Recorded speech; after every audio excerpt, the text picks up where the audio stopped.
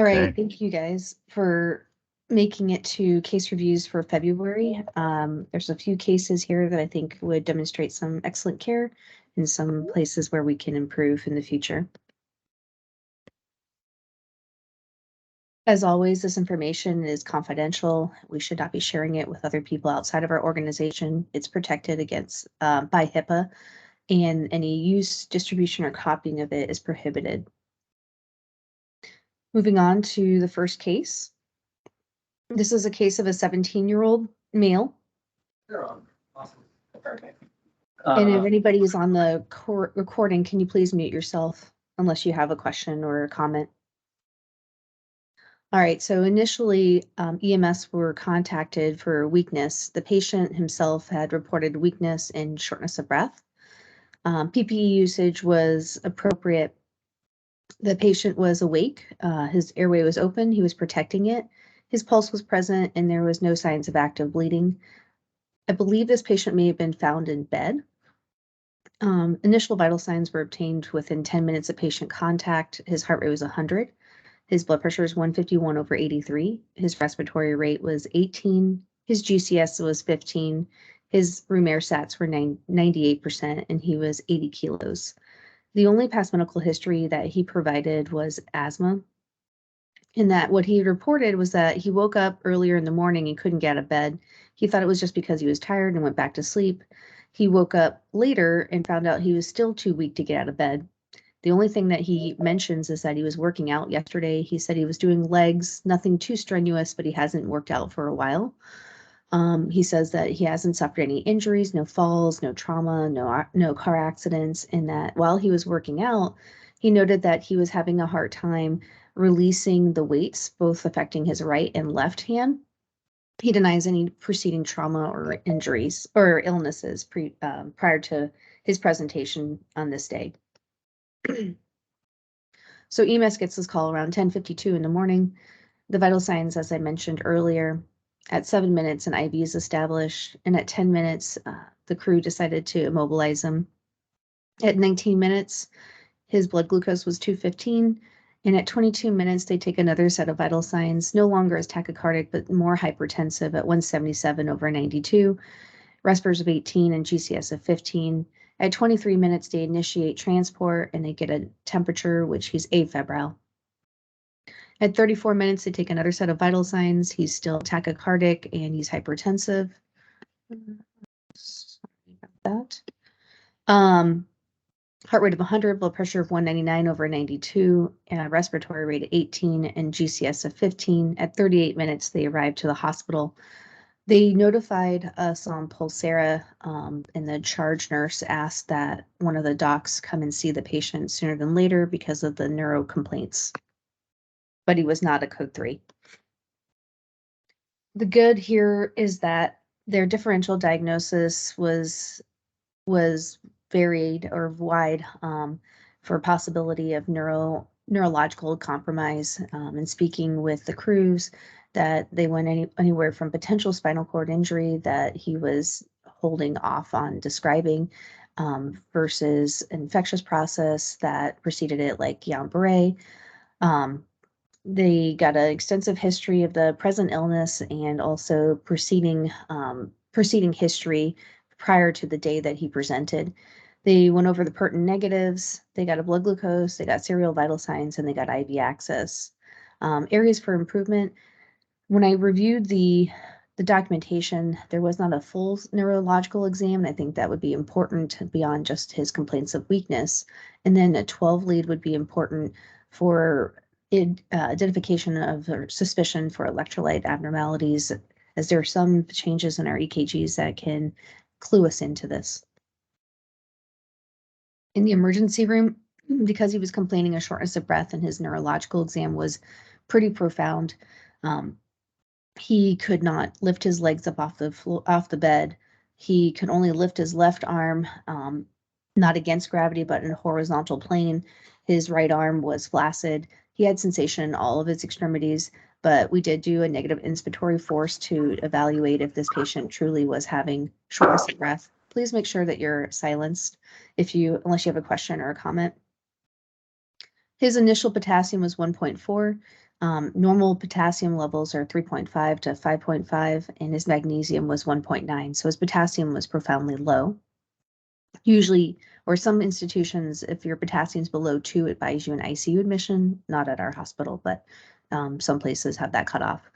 And then repletion of his potassium was initiated in the emergency room, both by oral and IV administration.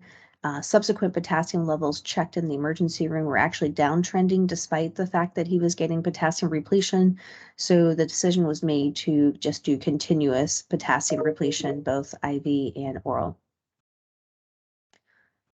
During the hospitalization, he had, with this information available to him, he recalled that maybe 6 months earlier, he had a similar presentation where his arms weren't working, but it resolved prior to medical evaluation. So he kind of forgotten about it until it was brought up. And then with further questioning, his sister has similar presentation, and that his aunt as well has required hospitalization for hypokalemia. So the working diagnosis was familial hypokalemia versus distal renal tubular acidosis, mostly because of the potassium being low, but also because for the RTA was because of the continued hypertension in this patient. And then he was discharged on hospital day 2. They wanted him to stay for 24 hours of not requiring potassium supplementation and stable potassium, but he left at 20. So this was a great case of what they believe is going to be hypokalemic periodic paralysis. It's a channelopathy of the skeletal muscle ion channel, and it results in sudden episodic, so not predictable, but sometimes can be, I guess you can think of it as like anticipated. Severe muscle weakness. Usually the proximal muscles are more affected than the distal, and the lower extremities are more affected than the upper extremities. Their reflexes will be normal to potentially without reflexes, and their potassium levels are less than 2.5. This occurs in 1 in 1,000 patients, or individuals, I guess I should say. And then the mean age or the average age for presentation is in the first and second decade of life. They believe that it can be triggered by severe exercise or high carb diets because of the rise in epinephrine or insulin levels, shifting potassium into the cells, and that there's a familial inheritance. So autosomal dominant with incomplete penetrance means that if you have this condition, you pass it on, but not everybody displays the symptoms. And then it could be acquired like in endocrine dysfunction, like a hyperthyroid. And then treatment is potassium, cardiac monitoring, evaluating for arrhythmias, as these patients can develop severe arrhythmias, and muscle strength monitoring.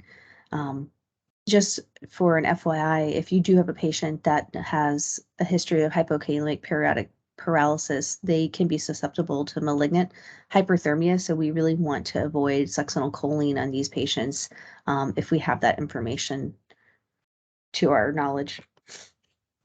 And then as for our current protocols, we don't really have anything that applies to weakness, let alone periodic paralysis, but we usually attribute weakness to other pathologies such as cardiac or neuro, or potentially like trauma for a spinal cord injury. Anybody have any questions, thoughts, comments? Dr. Gadbois, there's a question in the chat that said, what would an ideal pre-hospital neuro exam include? So ideal would be CMS, essentially, sensation, motor, and pulses. So this one, from my recollection, just said weakness. So Correct. that's ideal. I'm not asking for reflexes. I'm asking that we assess not only weakness, but also sensation. And if we have any ability to determine that upper or lower is weaker compared to the other, I think that's important to gather, especially as we've discussed in previous presentations on central cord syndrome affecting the upper extremities more than the lower extremities. So it gives us an idea of information that's helpful in trying to determine what's going on with our patients. Right. But it's a good question. But I think ultimately CMS at minimum is what we would like to see in our documentation, and that we can compare it to future reassessments. Anything else? That's all I see in the chat. Okay.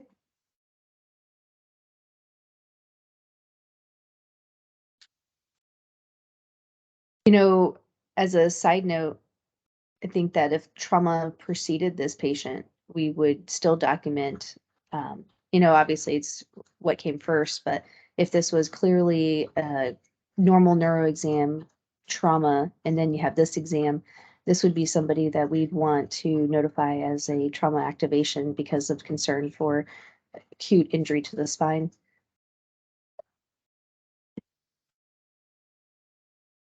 Moving on to case 2. Does somebody have a question?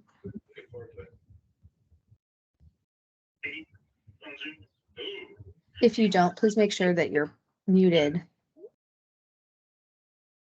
So case 2 is a 37-year-old female. EMS got this as altered mental status. In ESO, I can't tell if there was any PPE usage. So eventually as we switch all to ESO and there is no PPE usage documented, I'll just write unknown. But vital signs were obtained prior to arrival of the transporting agency: heart rate 114, blood pressure 58/33, respiratory rate at 18, pulse ox of 98%, and blood glucose of 112. Primary surveys, this patient was alert. Her airway was open, she was protecting, her skin was cold, jaundice, pale, and there was dried blood in her emesis. Her past medical history included cirrhosis. In the history preceding EMS arrival is that she underwent paracentesis yesterday. They said 12 liters. As a context, anything nearing 4 liters off of the belly usually requires an albumin transfusion to help with rapid shifting. So 12 liters is a pretty massive amount of fluid evacuated from her abdomen. The patient's mother says that her blood pressures are normally in the 90s over 60s range, and that she went to bed tired the night before. She has a PICC line for antibiotics, and that her code status is full. Recent hospitalization for both her liver and kidney issues, but not more information available from the mom. So prior to arrival, a nasal cannula was applied to this patient. They got this call around 1:53. At 2 minutes, the vital signs were repeated: heart rate 114, blood pressure 60/36, respiratory rate of 20, pulse ox of 100, end tidal 17. EMS noted that her emesis did have some blood tinged to it, but really not large volume, less than 10 mLs. Their physical exam was that the patient was lethargic and her abdomen was quite distended. At 9 minutes, an IV was attempted. It was missed. At 10 minutes, the crews decided to infuse fluids through her PICC line. They gave her 750 mLs ultimately, but they did put 2 1-liter lactated ringers on pressure bags up. At 16 minutes, she was started on norepi because of continued hypotension. At 26 minutes, they initiated transport and they notified the hospital about a potential sepsis alert. At 33 minutes, her vital signs were repeated: heart rate 112, blood pressure now with norepi is 83/39, respiratory rate of 21, pulse ox of 100%, and end tidal of 13. At 41 minutes, they upped her norepi to 8, and at 53 minutes, they upped it again to 12. I suspect, just FYI, that there were multiple vital signs recorded. I just didn't put all of them in here. So I would say that this is not just willy-nilly increasing norepi. At 63 minutes, she arrived to the hospital. So in reviewing this case, I thought that they were right in attempting to establish IV access, and knowing that she was a difficult IV access start, they went on to use her PICC line since it was a confirmed way to administer IV fluids. I don't know what our protocol, if we have one, or what we've had been given direction in the past are, But I know that in some of the other agencies that I have worked with, that using any of their indwelling devices required medical protocol direction. But I think that in this case, this patient is critically ill. IV fluids were placed on pressure bags. She was resuscitated for hypotension. They did serial reassessments on her. They identified her as critically ill, and they got information regarding the history leading up to, and they identified her code status as this patient appeared to be chronically ill and appears to be very ill in a chronic setting. Areas for improvement.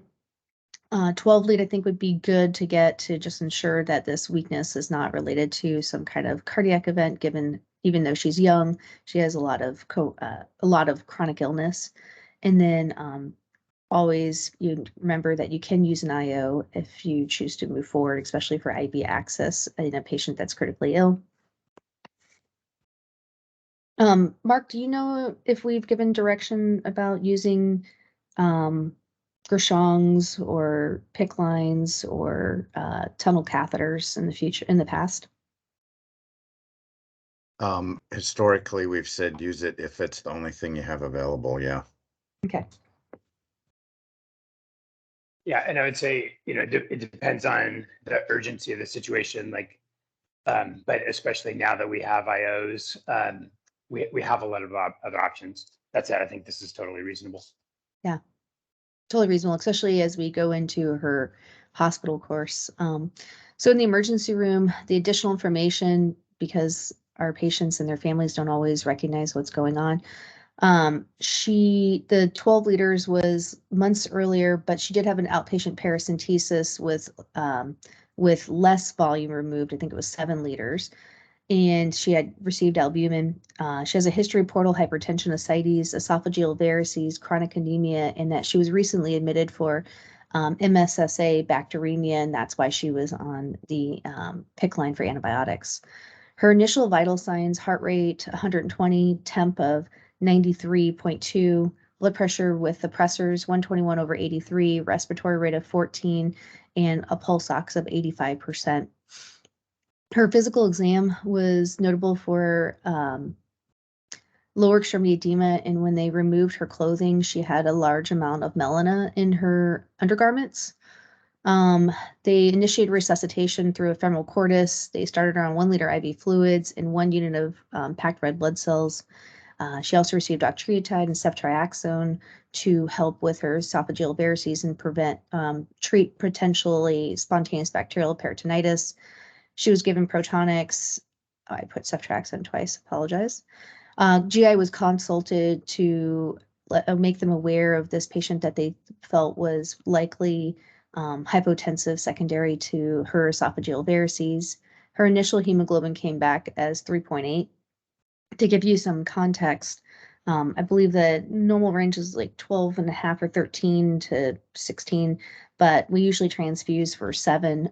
So obviously she's markedly anemic. The massive transfusion protocol was initiated. In the emergency room, she received 16 units of packed red blood cells, 14 units of fresh frozen plasma, 2 units of platelets, 1 unit of cryoprecipitate. She got vitamin K and 2 doses of calcium. I was not taking care of her, but I walked by her room and she was very, very, very, very white. And that was before they got her hemoglobin back, as in very, very pale. She got intubated for airway protection because of her altered mental status and her hypoxia, and a large amount of blood came out of her oral gastric tube.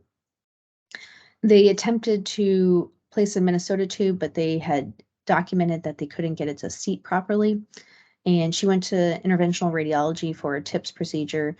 Prior to leaving the emergency room, they noted that she had petechiae and bleeding from all of her devices, including her Foley catheter, so they felt that she was in disseminated, I can't remember the I, but coagulopathy. And then her chest X-ray repeated showed significant edema, so they thought that she had transfusion-related acute lung injury. The I is intravascular. Yeah, I'm like, I can't remember the I part right now, but It's intravascular.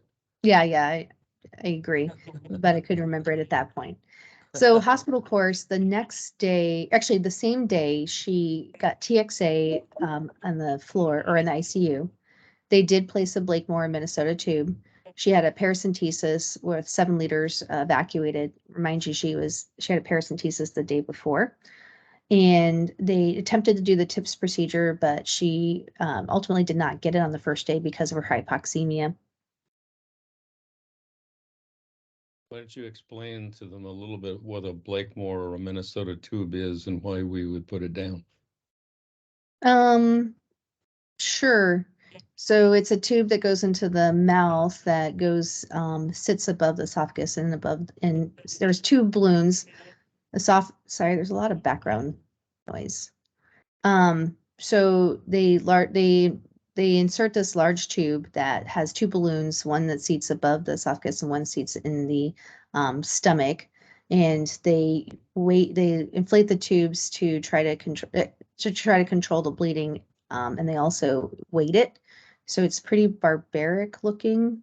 I actually didn't. So for this case, I wasn't going to talk about the Blakemore or Minnesota tube. I was going to talk about the TIPS more so, and then also recognizing the stage of cirrhosis for your patient, so that you have an idea of how sick your patient is when we interact with these cirrhotic patients all the time. But that's my off the cuff explanation. And you don't put them in unless your patient's already intubated. So, because of the risk of aspiration and airway control. So the following day, she did go to the interventional radiology. Her TIPS was successfully initiated, and another massive transfusion protocol was initiated because of a splenic vein varice that they were able to band mostly. Her blood cultures came back positive, so she was started on broad spectrum antibiotics again. On the 19th, she had her Minnesota tube deflated. There was no evidence of massive hemorrhage, but they kept it in, just deflated, and that they consulted ethics given her end stage and her current presentation. On the 20th, they were able to keep her stabilized without any blood products, and they started weaning her off of all of her pressors. On the 21st, they removed the Minnesota or Blakemore tube. On the 22nd, she became more encephalopathic for high ammonia, so she was initiated on lactulose. On the 29th, she stopped urinating and she was an acute kidney injury. Her lactate was elevated, and due to concerns for abdominal compartment pressure, they checked her bladder pressure, which was 22. Usually, abdominal compartment pressures for pressures higher than 25, but her abdomen was very distended. They thought that because of her elevated lactate, that she might have ischemic bowel. They consulted surgery, who said she wasn't a candidate for surgery. They consulted the transplant team, who said she wasn't a candidate either. And they consulted nephrology for continuous renal replacement therapy, and she wasn't a candidate either because of how critically ill she was. On the 31st, another paracentesis was performed. 7 liters were evacuated, and for that entire day, she had 193 mLs of urine output. She was started on Lasix. On the 2nd of January, she had a recurrent hemorrhage, evidence of DIC, and she received blood, and they embolized 2 large gastric varices. They were able to, at some point, they had replaced the Blakemore a 3rd time. They were able to deflate it, and she was back on pressors. On January 4th, she was maxed out on all 4 pressors. And given her grave illness and her response to the amount of treatment that she'd already had, her family decided to make her comfort measures, and she passed away within minutes after she was compassionately extubated. Really, really, really sick young lady. So I thought that this would be a good opportunity to talk to you guys a little bit about cirrhosis and get an idea of how ill your patient is based off of the treatment that you see that they currently are prescribed, and or the treatment that they have undergone for various aspects of it. So cirrhosis is when most of the liver is replaced with scar tissue or fibrotic tissue. In the past, cirrhosis meant one thing, end stage and likely progressive. But given the advancements in technology and treatment, there's a spectrum now that you can consider for your patients that are reporting to you liver disease. So there's 3 contexts, anatomical, clinical, and hemodynamic. This picture on the right will hopefully kind of help us go through this process a little bit. So our non-cirrhotics have no symptoms, and their hepatic venous pressure gradients are, I would say they're not cirrhotic yet, but they're in the stage, so they're not normals, because normal HVPG should be under 5. So they're starting to rise. And there's liver injury that's leading to fibrogenesis and angiogenesis. But as the insult to the liver continues, more of the liver context is transformed into fibrotic tissue until it's mostly fibrotic tissue and scar tissue. Clinically, we have cirrhosis when we would talk about compensated and decompensated. Compensated are going to have no symptoms, but the difference between the two is that varices are present in stage 2 compensated, in that their hepatic venous pressure gradients are elevated. We tend to probably hear about patients talking about esophageal varices. So we usually could be in the compensated or decompensated cirrhosis stage. And then hemodynamically, there's increased intrahepatic resistance because of scar tissue replacement and increased portal blood flow due to vasodilation of the splanchnic vessels and the systemic vasodilation. Dr. Gadbois, we Yeah. just actually, you need to start sharing your screen again. We just lost it just clicked off. I didn't click off, but it's something. You can see it now or Yeah. no? You might have had just an internet glitch. So hit the share button again and we could try it again. Sure. Yeah, I don't, we, You there? yep. Got it now. Thank you. Perfect. And then when we move from compensated to decompensated, we start seeing the signs of significantly elevated portal pressures. So we see ascites, variceal hemorrhages, encephalopathy. So our hyperammonemia patients, those are kind of the hallmarks for when we're looking for decompensated cirrhosis, which are, we see a lot of ascites, right? So that means they're in the advanced stages of cirrhosis.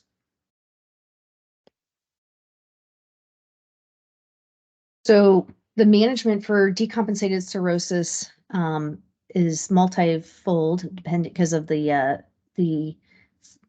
changes that occur due to elevated portal pressures.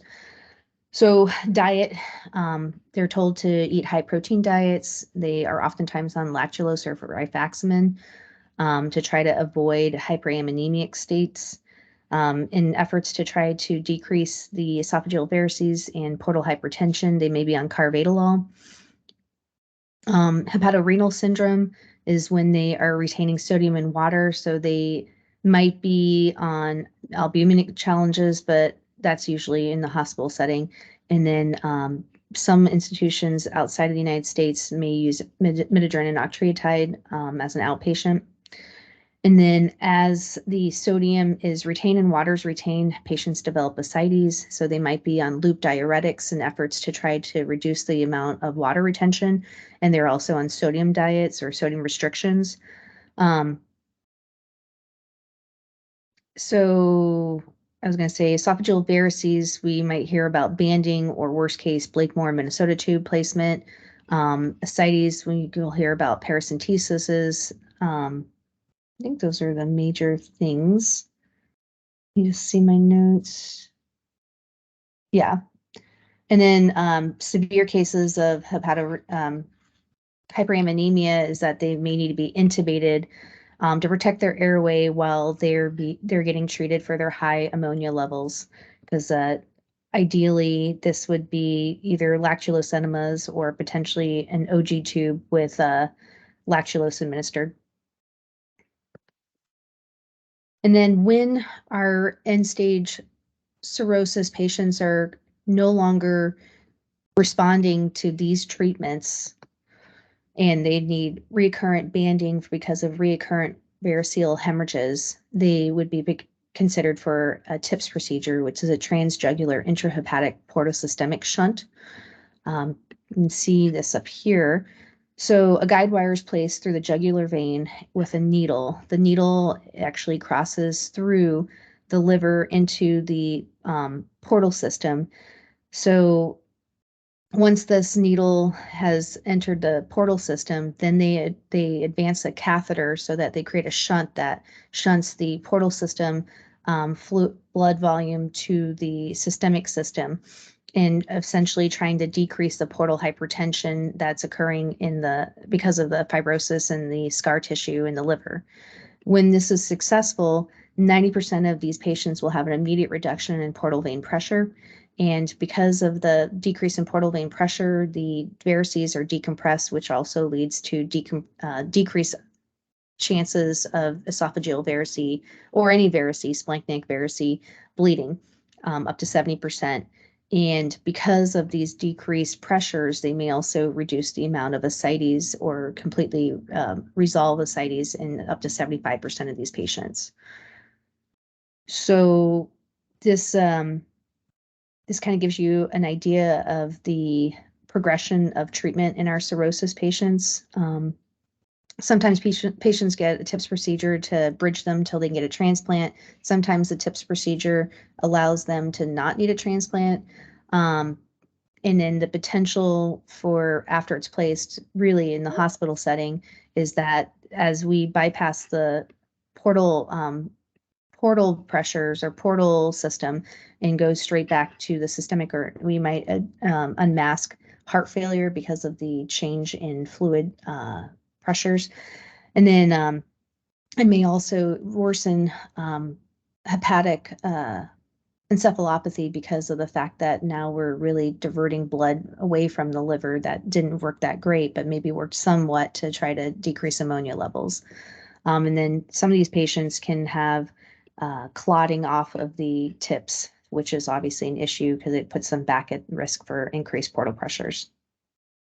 It's a lot, but I just wanted to kind of go over that because I think that we don't I think that there's an opportunity to recognize the progression of our cirrhotic patients and what their medical management gives us an idea of how bad their condition is.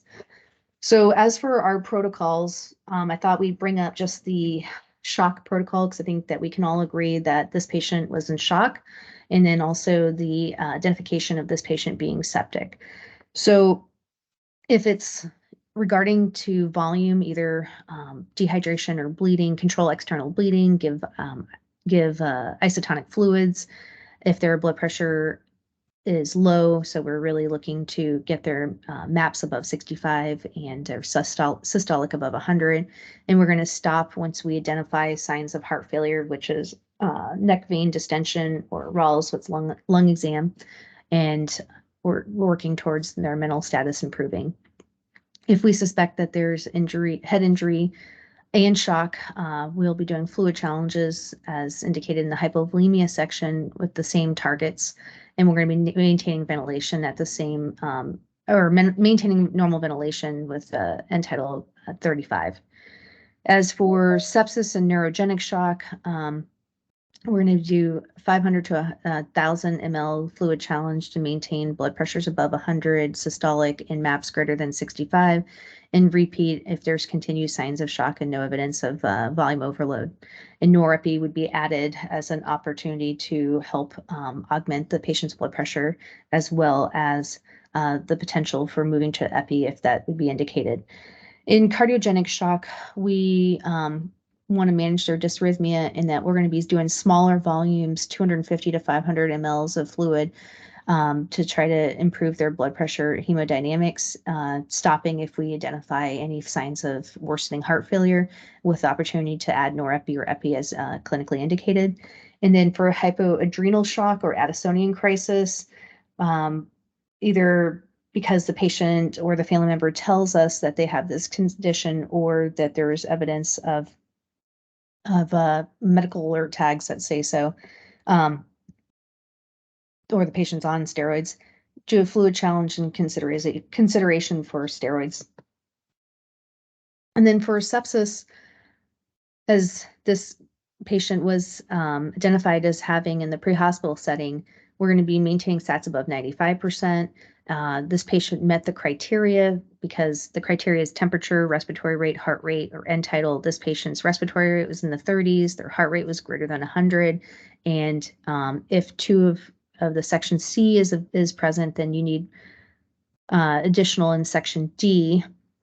So the patient's blood pressure was profoundly low and she was altered.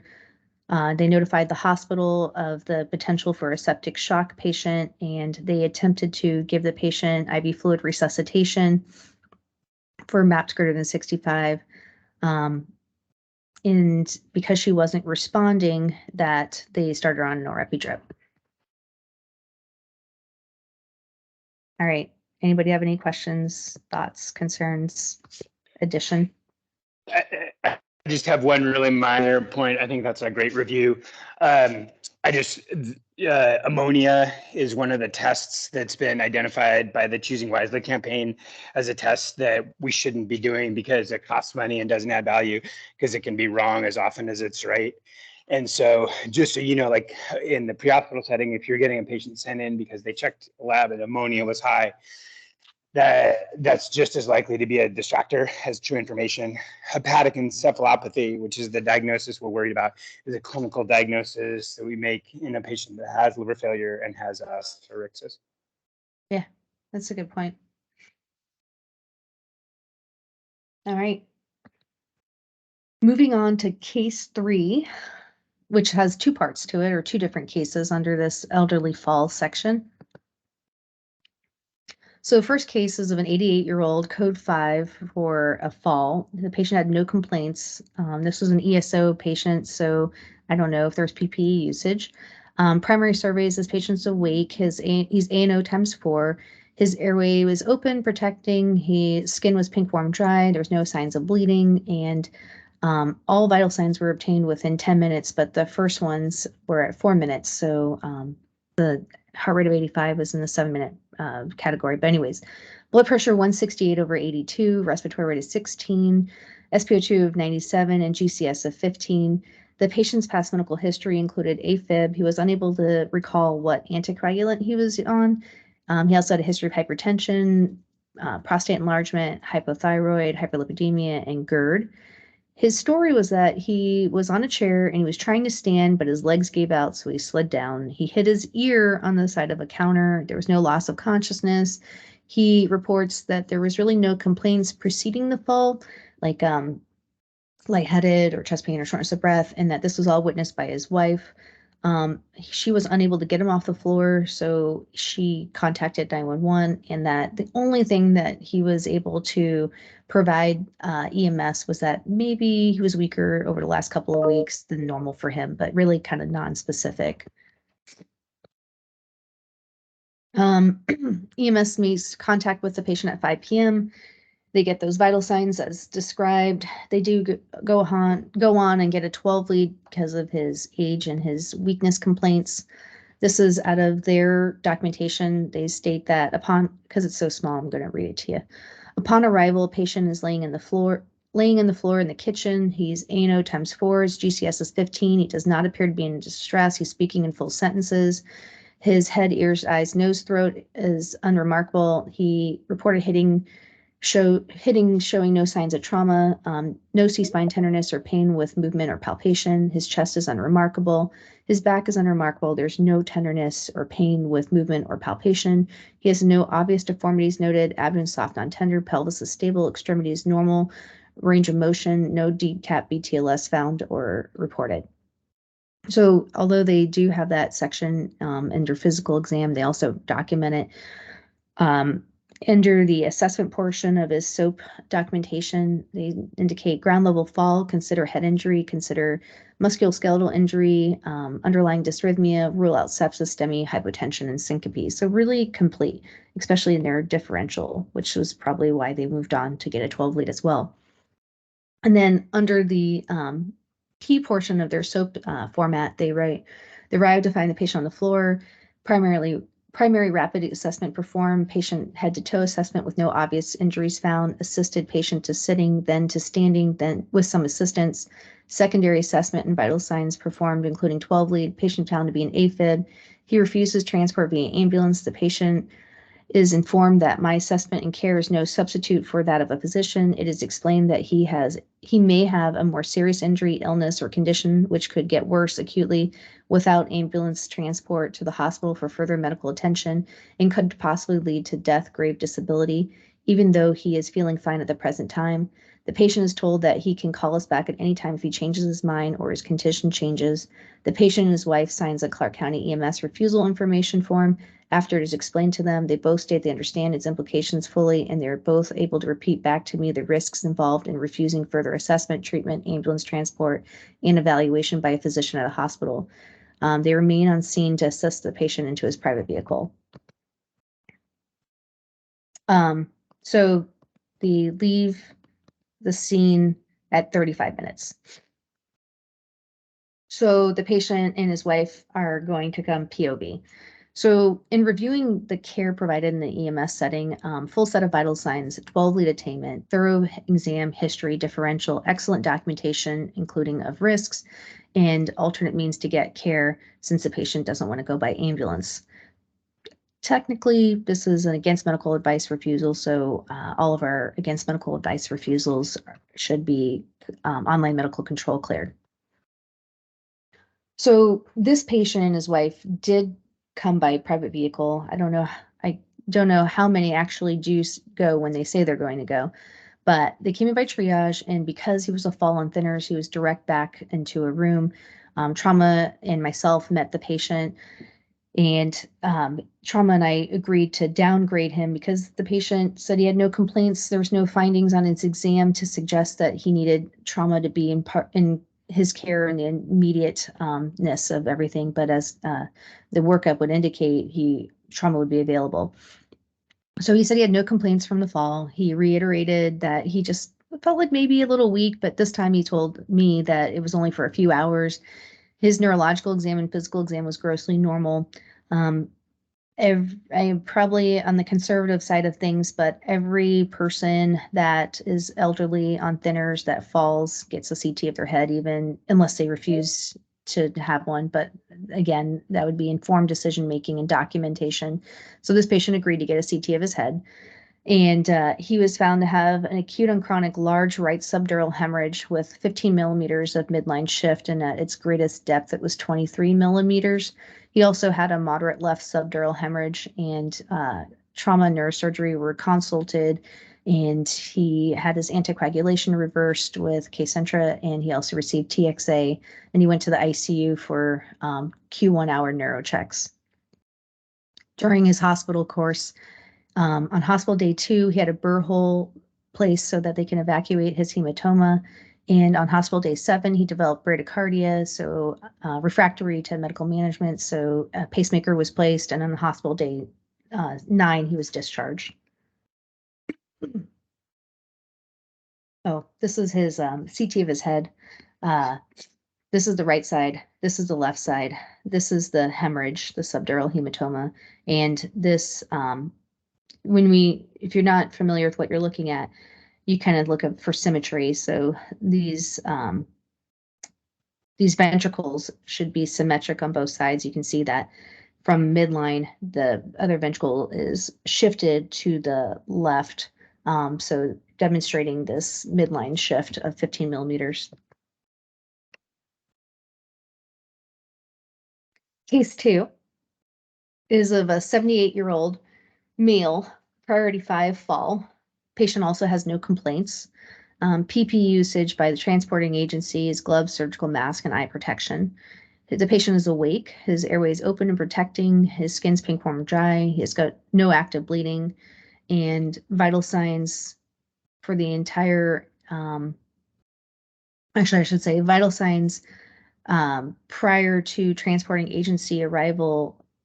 We're missing a couple portions of it, the heart rate and the respiratory rate, but they did have the blood pressure 107/56, GCS of 15, and weight of 59 kilos. The past medical history is that this patient has kidney cancer. He is on Eliquis for his AFib, and he has a history of aortic aneurysm. The story provided was that the patient had fallen from standing.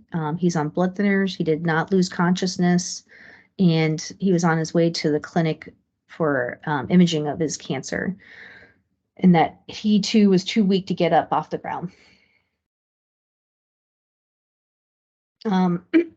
First responding agency recorded the vital signs that I mentioned, and then after online medical control contact, the transporting agency arrived 17 minutes later. Spinal precautions were initiated at 19 minutes. At 25 minutes, an IV was established. The patient was given 10 mLs of IV fluids. At 26 minutes, a blood glucose was checked at 167. And at 27 minutes, the patient was initiated transport. This is the first set of vital signs obtained by the transporting agency: heart rate 100, blood pressure 99/53, no respiratory rate reported, and this patient came in as a modified trauma based off of fall on thinners. At 31 minutes, another set of vital signs: heart rate 108, blood pressure 94/55, and no respiratory rate were recorded. And at 34 minutes, the patient arrived to the hospital. So in reviewing the pre-hospital care, contact online medical control is appropriate. Initiating spinal precautions, IV access, and a blood glucose. It was unclear if the patient had a mechanical versus syncopal episode. That's really important when we are assessing our patients, both in the pre-hospital and hospital setting, as if they're a mechanical fall, we tend to look for just the injuries sustained, versus if they're a syncopal fall, that broadens our workup, including EKG and labs. And for us in the pre-hospital setting, that would be an 12-lead EKG. Complete vital signs were kind of consistently not obtained, in that the first set of full vital signs were obtained 27 minutes after patient contact. Scene time, especially since there was an initial EMS crew, should have been much shorter, and recognizing the capabilities of outpatient care. And the reason why I mentioned that is that the patient's wife did not want the patient transported initially because she wanted to ensure that they got the imaging studies for his follow-up of his cancer, and that that is not something that they can just add on CT imaging from the fall onto. Like, this is all outpatient and would require another order from a physician or a PA or NP, and they do not just add them on medical legally. They'll send them to the emergency room to be evaluated.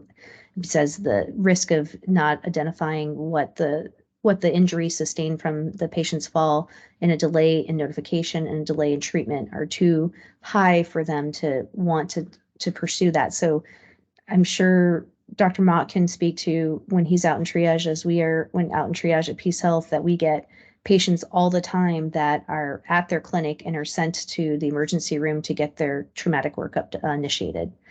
So not an option for them to just add on some additional imaging studies. And then secondly, this patient's wife didn't want him to go to the hospital because she wanted to make sure that he got his imaging studies. So trying to identify what the barrier is to transport. And speaking with her, I asked her that she was very concerned about getting his imaging, and I told her that we'll do everything we can to add on that imaging. This patient didn't have CT imaging ordered as an outpatient, they had MRI imaging, but we imaged CT wise the equivalent for what she was looking for in him. So in the emergency room, he was downgraded from his trauma. His spinal precautions were removed clinically.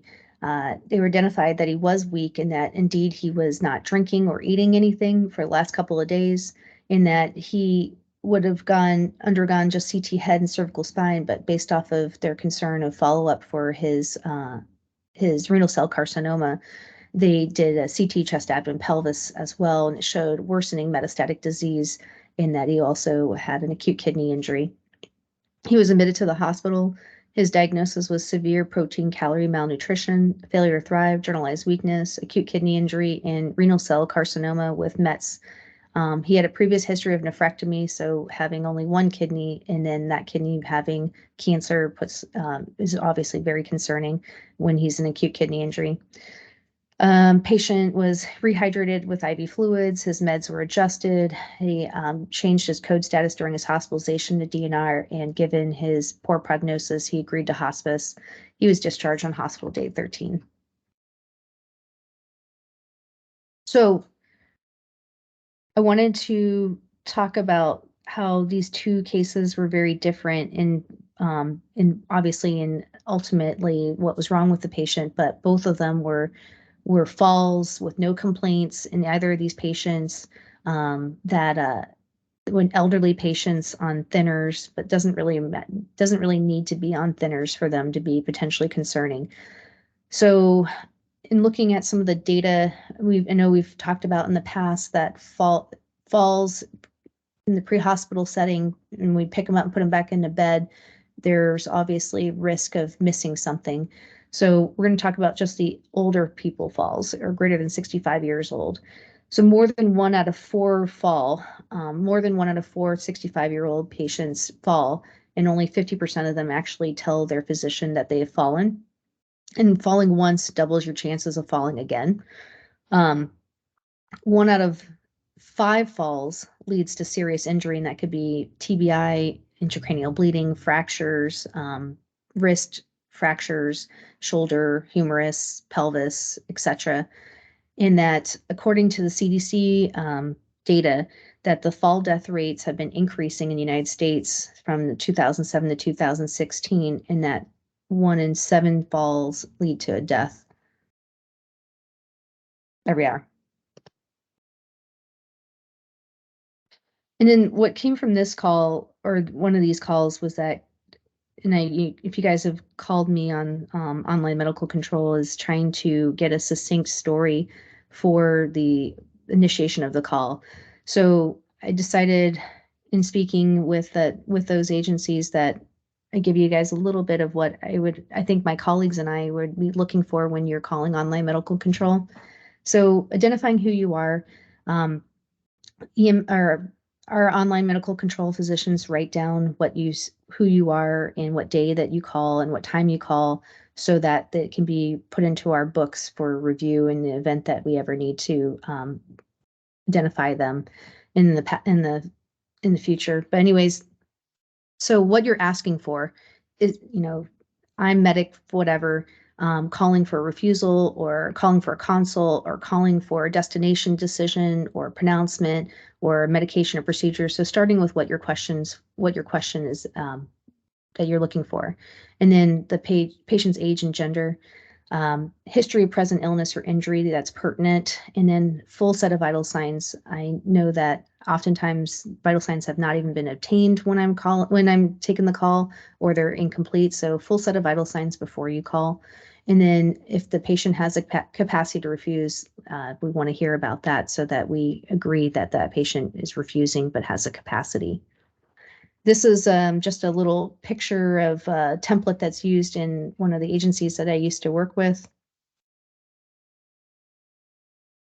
And then Southwest Region protocols for online medical control. We'll be consulting them at Peace Health for clarification of orders or patient disposition, disparity between the pre-hospital protocols and private physician wishes, general medical information, controlled substances or treatment, and that we'll be contacting them for every field termination of ACLS, diversion to Portland area hospital, trauma burn patient, pediatric bruise and parent caregiver refusals, and patients initiating care against medical advice.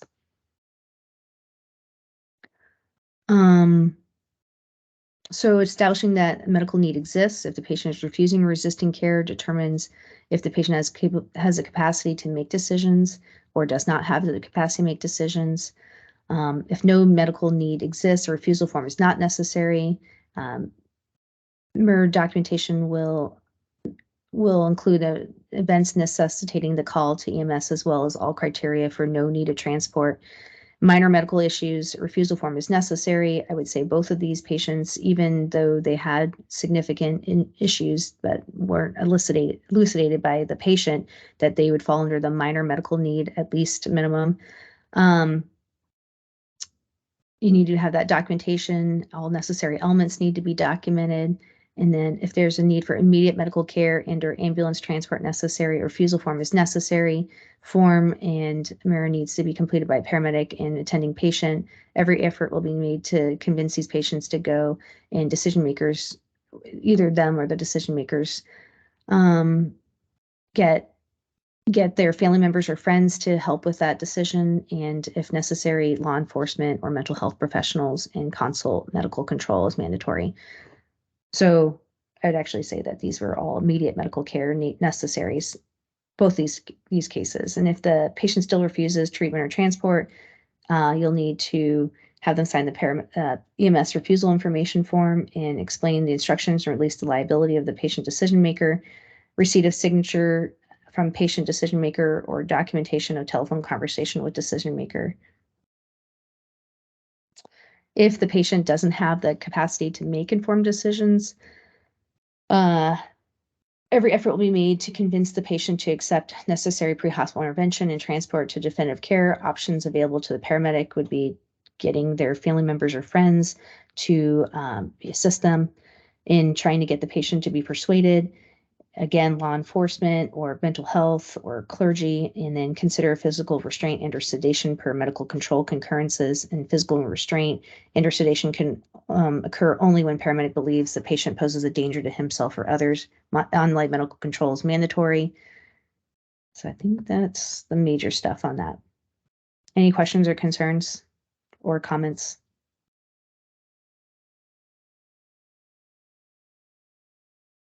All right. So last case, a 78-year-old male.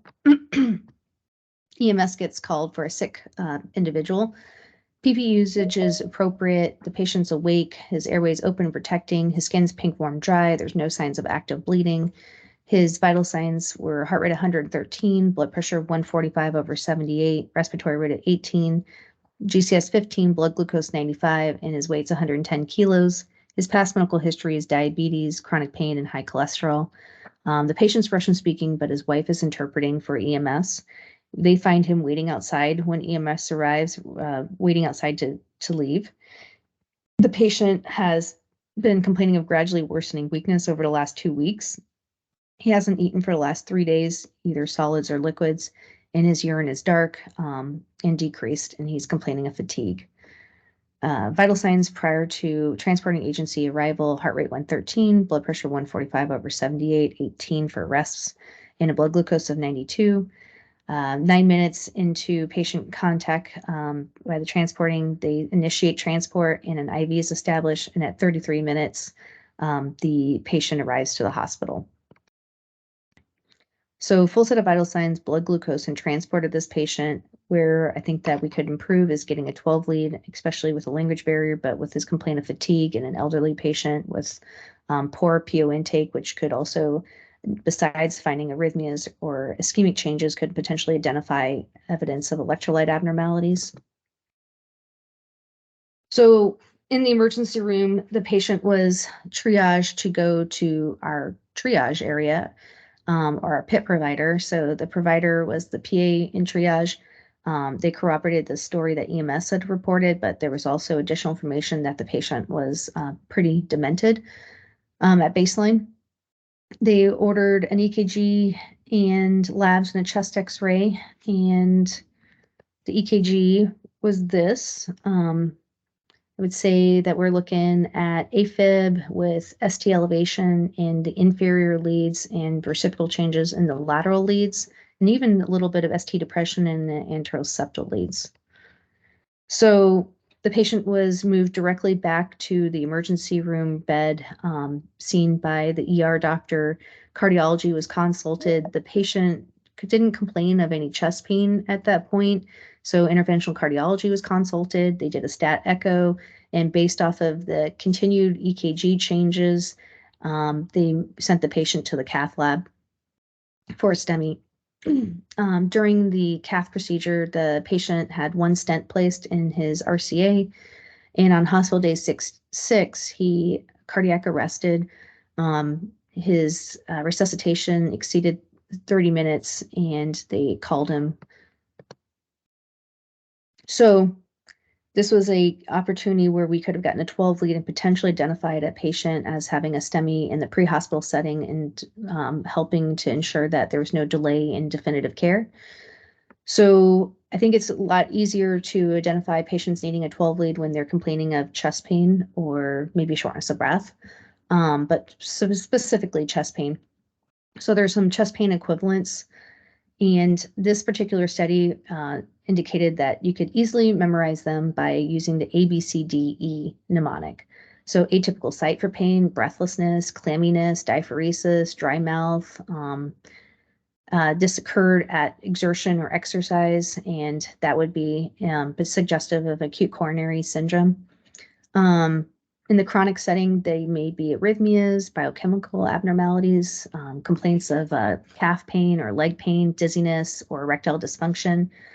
I know in our STEMI committee meetings that they have stated that they want a 12 lead on anybody with pain below the neck, or any complaints of anything below the neck. But I don't know if I would say that we definitely need to move towards getting a 12 lead on every single patient potentially, but I think that we should be very aware that our patients that have language barriers, that are older, that have multiple comorbidities may not complain, and maybe women may not complain of typical chest pain, and that our index of suspicion should be high.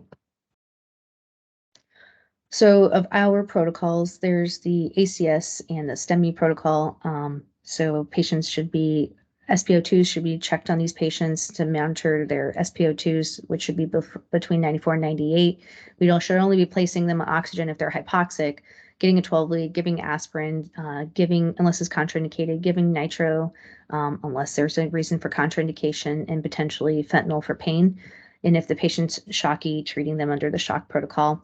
And then if we think that they're a STEMI, that, I don't know, sometimes these patients will have chest pain or chest pain equivalents for greater than 12 hours, but our protocol is less than 12 hours, evidence of 1 millimeter or greater ST elevation, and at least 2 leads with reciprocal. No, not with reciprocal. ST elevation 1 millimeter or more, and at least 2 contiguous leads, and no evidence of a left bundle branch block or paced rhythm unless there's left bundle branch with concordance. And notify the emergency room as soon as possible through Pulsera to ensure that they're initiating the cath lab, and transport code 3 to a cath lab appropriate hospital.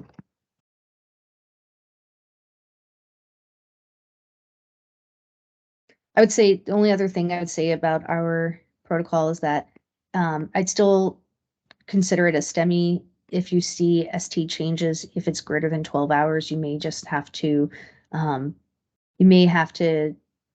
either contact online medical control, which I've taken a few calls where patients have had pain for a week and they've had ST elevation. I think that's appropriate, or to err on the patient's best interest. If you're seeing evidence that suggests that they're STEMI and their complaints could be consistent with a cardiac event, that would be appropriate. Any other questions or concerns? That's all I have for you guys for this month's case reviews. Dr. Gadbois, it's probably reasonable and actually indicated that in anybody who's over 60 years old, who has other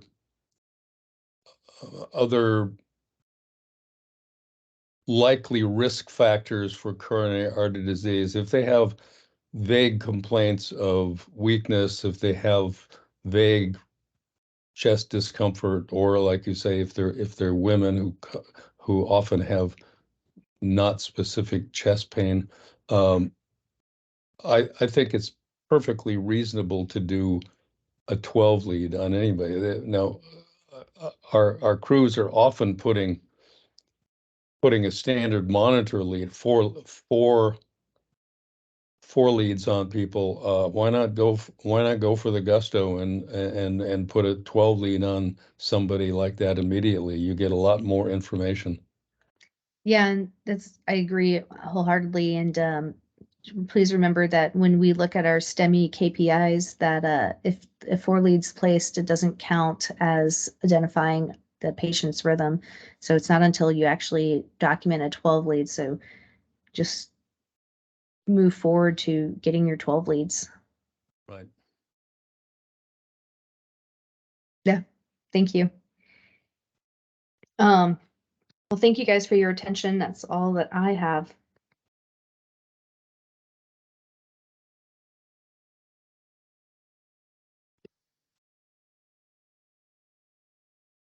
Thank you, Dr. Gadbois. Thank you.